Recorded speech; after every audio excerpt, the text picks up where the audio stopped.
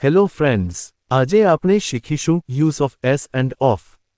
અંગ્રેજીમાં જ્યારે વાક્યમાં નો, ની, નું આવે છે ત્યારે આપણે એસ અથવા ઓફનો ઉપયોગ કરીએ છીએ. ચાલો સમજીએ ખૂબ જ સરળ રીતે. નિયમ 1 યુઝ ઓફ એસ. અહીં એસને એપોસ્ટ્રોફી એસ કહેવાય છે. આનો ઉપયોગ સજીવ અને માનવજાતિ માટે થાય છે. એક્ઝામ્પલ: આ રાહુલની પેન છે. This is Rahul's pen.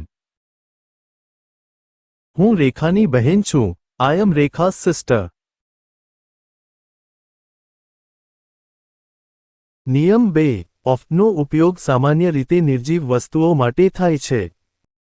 Example: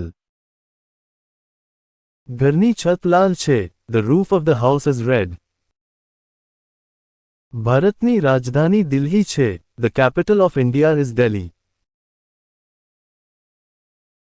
તો મિત્રો, હવે યાદ રાખજો, જીવંત વસ્તુ માટે એસ, નિર્જીવ વસ્તુ માટે ઓફ. બસ એટલું જ સરળ.